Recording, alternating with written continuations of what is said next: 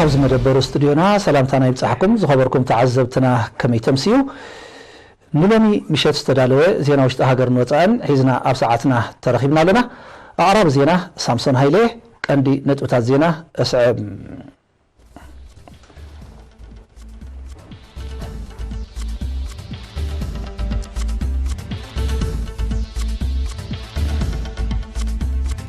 ኣብ ዞባ ዓሰባ ምርዓውን ምዕባላውን ስንክልናን ምብዳህ ጻዕርታት ይካየድ ኣሎም ኣፖሮ ተሳትፎ ኣብ ማዕዲ ትምህርትን ምዕባይ ተዘትዮም ኣብ ሓጋዝ ሞያታት ስልጠናታት ዝቐሰሙ 9 መንእሰያት ተመሪቖም ሩስያን ቱርክን ናብ ምውፃእ ኩርዳውያን ምልሻታት ካብ ሰሜናዊ ሶርያ ተሰማሚዐን ቻይና ግጭት ኣፍጋኒስታን ሰላማዊ ፖለቲካዊ መዓልቦ ንኽረክብ ጻዕርታት ተካይድ ኣላ ኣብ ማእከላይ ኣፍሪቃ ዝወቕዐ ብርቱዕ ዝናብ ዕንወት ኣውሪዱ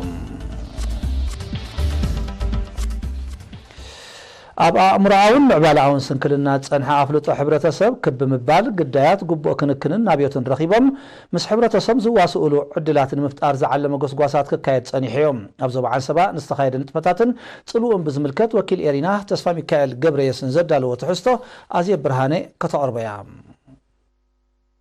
ጫንፈር ሃገራዊ ማሕበራ ኣእምራውን ምዕባላውን ስንክልና ኣብ ዞባ ዓሰባ ጸገማትን ብድሆታትን ግዳያት ንምብዳህ ጻዕርታት የካይድ ከም ዘሎ ኣብ ወንበርቲ ጫንፈር መንእሰይ ኢብራሂም ሳልሕ ንኢሪና ብዝሃቡ ሓበሬታ ገሊጹ እቲ ኣብ 2014 ብጉዱሳት ወለዲ ዝተመስረተ ጫንፈር ቀንዲ ዕላምኡ ኣፍልጦ ሕብረተሰብ ምዕባይ መሰላት ምስ ኣእምሮን ምዕባላውን ስንክልና ዝነብሩ ዜጋታት ምሕላዎምን ምእንቶኦም ምጥባቕን መነባብሮ ግዳያትን ስድራ ቤቶምን ንምሕያሽ ከምኡውን ጸገማቶም ኣብ ግምት ዘእተው አገልግሎታት ከም ዝረኽቡ ምግባርን ስልጠናታት ምውዳብን ከም ዝኾነ መንእሰይ ኢብራሂም አብሪሁ ኣእምራውን ምዕባላውን ስንክልና ሓደ ካብቶም ዝዓበዩ ስንክልናታት እዩ ካልኣይ ክስተት ወይ ከዓ ኩነት እዩ ኣይ ሕማም ኣይኮነን ኣይ ሓዊኒ ሕጂ ስለዚ ሓዊ እስኻ ከመይ ጌርካ ምስ ህፃን ፖዚቲቭሊ ትነብር እቲ ህፃን ነብሱ ከመይ ጌሩ ይሕግዛ ንዑ ሓግዞ ነብሱ መታን ክሕግዛ ነቲ ህፃን ኣብዚ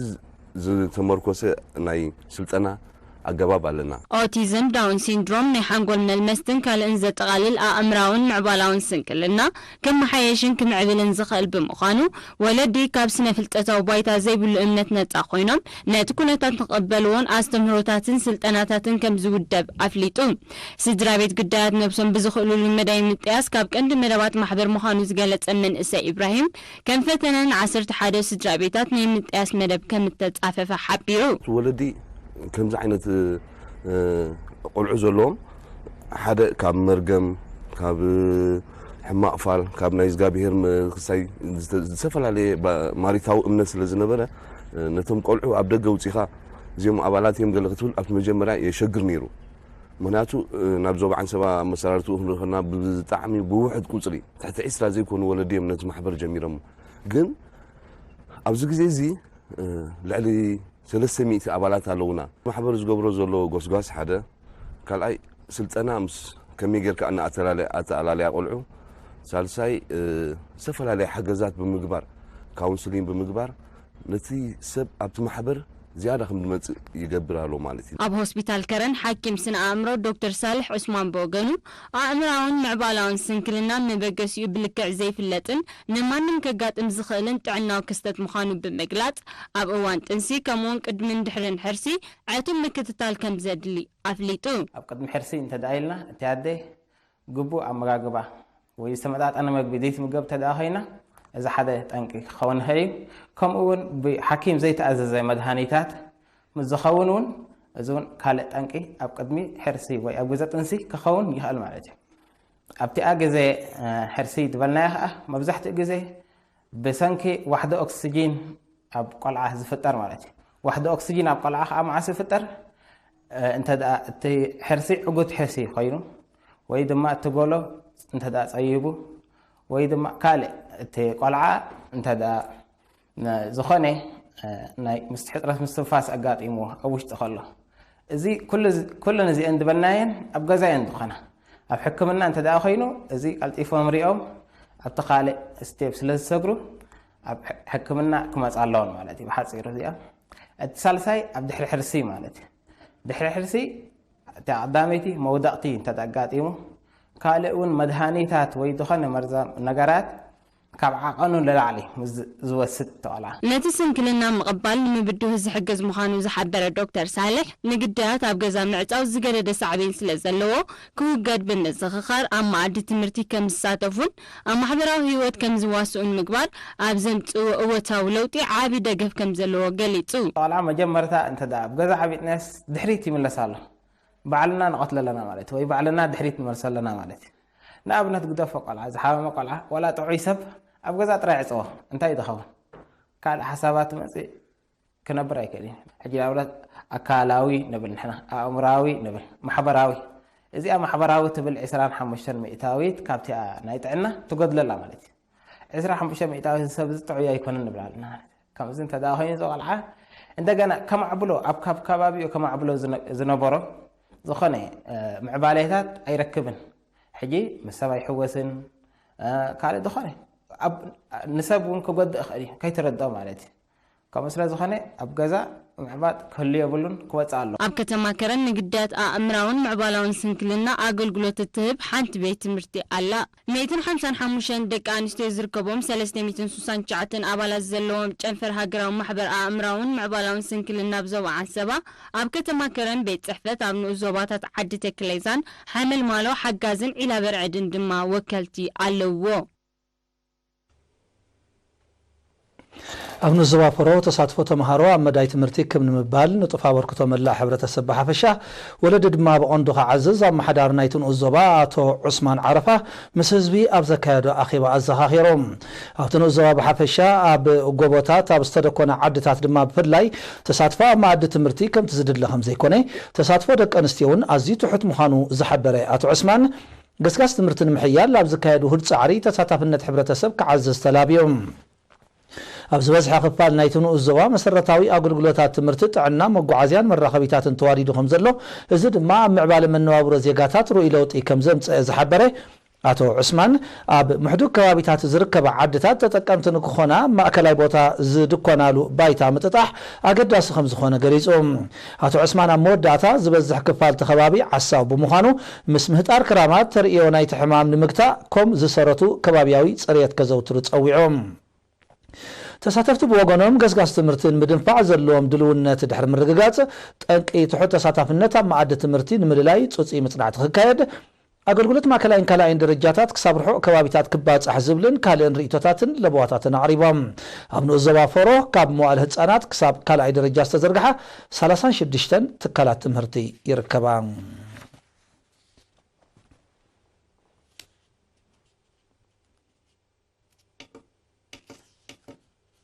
ኣብ ንኡስ ዞባ ቁርደት ንኣሓት ሕብረተሰብ ኣብ ምክልኻል ተመሓላለፍቲ ሕማማት ብሓፈሻ ብጉድለት ፅሬት ዝኽሰቱ ድማ ብፍላይ ንምብራኽ ዝካየድ ዘሎ ፃዕሪ እወታዊ ውፅኢት ይርከቡ ከም ዘሎ ተገሊፆም ሓላፊ ከባቢያዊ ጥዕና ኣብቲ ንኡስ ዞባ መንእሰይ ዳንኤል ኪዳነ ኣብ ዝሃብ ሓበሬታ እቲ ምስ ምምሕዳራት ብምውህሃድ ብዝካየድ ዘሎ ቀፃሊ ጥዕና ጠቀስ ኣስተምህሮታትን ጎስጓሳትን ንቓት ሕብረተሰብ ኣብ ምቁፅፃር ተመሓላለፍቲ ሕማማት እናበረኸ ምምፅኡ ብምብራኽ እቲ ውህድ ዕዮ ብዝተወደበ መልክዑ ክድፋኣሉ ኣተሓሳሲቦም ኣብ ጨንፈር ሚኒስትሪ ጥዕና ዞባ ጋሽ ባርካ ሓላፊ ኣሃዱ ከባቢያዊ ጥዕና ኣቶ ዓብዲ ያቆብ ብወገኑ እቲ ተመዝጊቡ ዘሎ ገስጋስ ኣተባብዖ እኳ እንተኾነ ኣብ መጻኢ ብዝበለፀ ክስራሓሉ ከም ዝግባእ ገንዚቦም ዳይረክተር ሆስፒታል ቁርደት ዶክተር ወልዲ ዮሃንስ ድማ ንቓት ሕብረተሰብ ኣብ ምቁፅፃር ተመሓላለፍቲ ሕማማት ምብራኹ ኣብ ትካላት ጥዕና ዝፍጠር ዝነበረ ፃዕቅን ፃቕጥን ምቅላል ልዑል ኣስተዋፅኦ ከም ዘለዎ ብምጥቃስ ምምሕዳራት ብዝለዓለ ክደፍኣሉ ኣዘኻኺሮም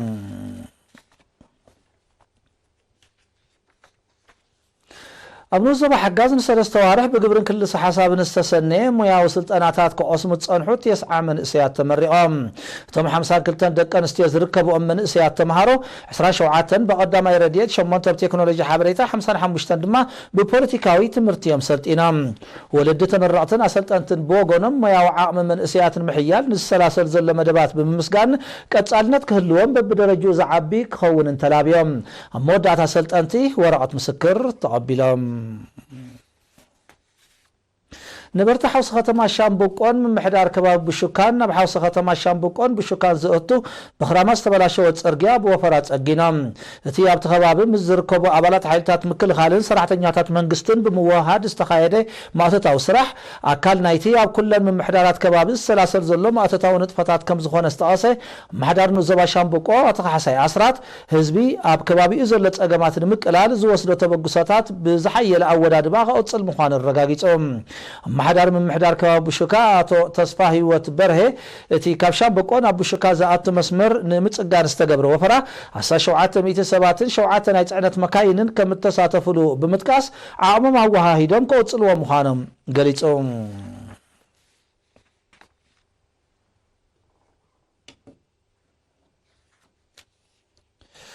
زي خبركم تعذبتنا زينا وشت هاجر استزازيملو زينا وصاي يسعم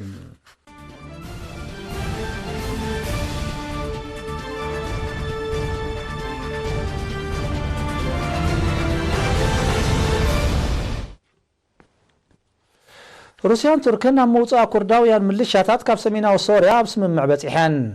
تسممع بريزيدنتات فلاديمير بوتين طيب اردوغان مال 22 ጥቅምቲ اب روسياويت كتما سوتشي اب زكايد وركب يتبصيحهم بمسرت سممع كرداويان ملشاتات 30 كيلومتر كاب دوبات تركي كرحق مخانم تفليطهم اتناي موصا مسرح حوشت 6 معالتات كفصم مخانو زحبرتهم مرحتي وتهدرات روسيان سوريان ابتناي موصا مسرح كتحبابر مخانم ارديهم زغمزي كله تناي موصا مسرح دحر مززامو صتاو هنتات سوريان موحاس سراويت روسيان تركن اب سميناو شرخت هاجر كوللا كايدو كجمر مخانم اب تسممع تطايسلام از تاريخاو مخانو زغلت زل سممع 8 عامات اوصير زلو قلولاو سوريان مهدا اوتاو تراك هلو كم زخيل تعذبتي امتهم يهون برت سممع متتاو روسيان تركن ناب قداي سوريا مقد خيكفت تنتنت بوليتيكا سغاتم يغلصوم امريكا سميناو شنخ سوريا وفيراتو صنحت سراويت دحر مسحاب تركيا بلعل كرداويان ملشاتات ناي سوريا لعلي سومن زقصل وتهدراو سرحيت كم زكايدت صبصابات يردوم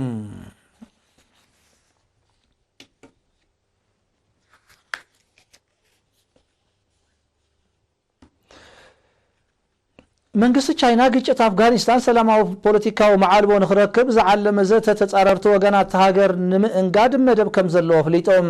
አፈኛ ሚኒስትር ጉዳያት ወፃኢ ቻይና ብ23 ጥቅምቲ ኣብ ዝሃበ ጋዜጣዊ መግለጺ ወከልቲ ዝተፈላለዩ ዕጡቃት ሓይልታት ምልሻታት ፖለቲካውያን ሰልፍታትን ካልኦትን ዝሳተፍዎ ውሽጣዊ ናይ አፍጋናውያን ናይ ምባሃሃል መድረኽ ብምዕዳም ንግጭት ሃገር ሰላማዊ ፖለቲካዊ መዕለብ ንምርካብ ጻዕሪ ካይድ ከም ዘሎ ፍሊጦም ኣብ መንጎ አሜሪካን ዕጡቕ ሽበራዊ ሓይል ጣሊባን ናብ ከተማ አዶሃ ኦጠር ዝተኻየደ ተኸታታሊ ዲፕሎማሲያዊ ዝርርብ ብዘይ ፍረ ድሕሪ ምብታኑ መንግስቲ ቻይና ነቲ ተጀሚሩ ዝነበረ ዘተ ንምቕጻል ጻዕርታት ከካይድ ምጽንሑ ይግለጽ ከም ኣካል ናቱ ድማ ወከልቲ ጣሊባን ናብ ዝሓለፈ ወርሒ መስከረም ኣብ ከተማ ቤጂን ምሰመዝ ቻይና ከም ተዘራረቡ ጸብጻባት ዜና ይሕብሮም ዕጡቕ ሓይል ጣሊባን ምስ መንግስቲ አፍጋኒስታን ቀጥታዊ ርክብ ክነጽግ ምጽንሑ መንግስቲ አፍጋኒስታን ድማ ብዘይናቱ ተሳትፎ ዝብጻሕ ዝኾነ ስምምዕ ከም ዘይቅበለዩ ክገልጽ ጸኒሖም በዚ ድማ ዝካየድ ናይ ምባሃሃል መድረኽ ኣብ ዓወት ክበጽሕ ገና ነዊሕ ግዜን ጸዓትን ከም ዘድልዮ ምስቲ ሃገር ቅርበት ዘለዎም ተንተንቲ ይገልጹ لعلوي بايتا أمريكا سمين مقدونيا أبال كيدان سمين أتلانتيك نيتو خدكون بملو دمص دقيفهم بزد ما تهاجر مرحته أبال هاجرات نيتو أبز متصور حتى حساس أو كتما لندن نبز كايد وركب ملو أبالنت كتوهاب تثبيت يقبر سمين مقدونيا بسنكنا يسم كركر مسغري خاب زي مقداو آتيا 5 صنحت زد ما أبالنت نيتو محاسن زعرب وتحطو كم زدنا غيوت صبصابات يحبرهم تهاجر زحالف ورح لكاتيتيا مقدونيا نزن برسما ناب سمين مقدونيا خدقيرو وسينا منግስት ግሪክ ኣብ ሰሜናዊ ክፋል ሃገሩ መቄዶንያ ዝብል ዞባ ከም ዘሎ ብምጥቃስ ምዛሕጂ ሰሜን መቄዶንያ ትበሃል ዘላ ሃገር ኣብ ክርክር ምጽንሖ ይግለጽ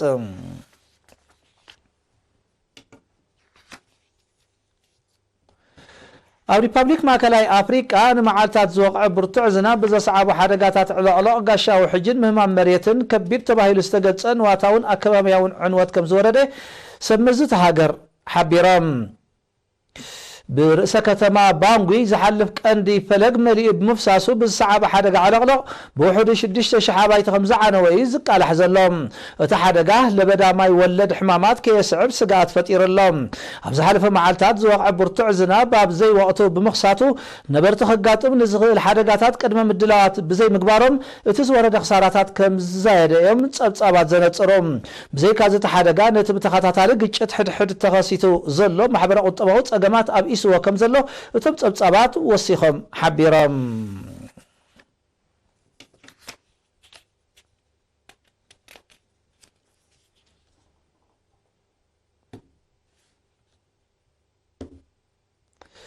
ኣብቲ መሰሳል ዜና ኣብ ደቡባዊ ሸነኽ ኤውሮጳ ዝተኸስተ ሓደጋታት ጋሻ ውሕጅን ዕለቕለቕን ናብ ሰብን ንብረትን ዕንወት ከም ዘውረደ ካብቲ ኣህጉር ዝተፈነወ ዜና ገሊፆም ኣብ ደቡባዊ ሸነኽ ኤውሮጳ ኣብ ዝሓለፈ 24 ሰዓታት ጥራይ 240 ሚሊ ሜትር ዝናብ ከም ዝሃረበ እዚ ድማ ኣብ ዝሓለፈ 50 ዓመት ካብ ዝተረኣየ ዝበዝሐ ምዃኑ ክኢላታት ሜትሮሎጂ የረድኦም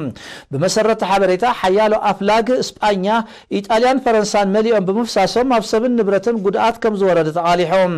ኣብ ሰሜናዊ ምብራቕ እስጳኛ ريسا حدا سب كم ترخبن نيربعة خالوات دهاي جنا كم زي تفلتن هارتات سبيلا ودحنة حبيرام سمينا وكفال إيطاليا ون كل التسبات كموتن كلو عبيتنا يقولناتات دوباوش نخ فرنسا كم استعاصوا تدليتهم زوزحو قدات اب اوانتي كبد زناب تشكركر تزمر حزنبر مهانم ناي قربات عذب تفليتهم اب دوب فرنسا زركب عب فلق مليو كيفسس تفطير بزل سقات 10 زوباتات ناي اوان حدغان مواج تدالين مهلاون تدليتهم اب سمينا ومبرع اسبانيا زركب زوبا كاتالونيا اب زحلف خل التوارح نخالاي اواني بعلعلو زطقع زلهم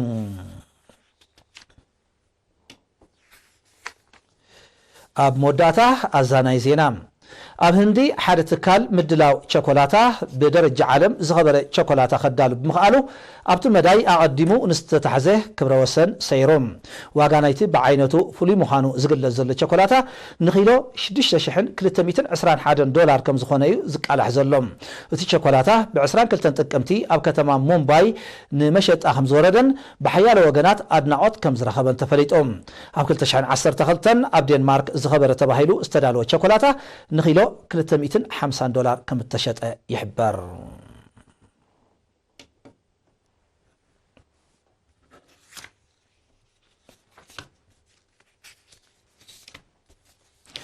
زينا فصيمنا زخبركم تعذبتي بروح ليتي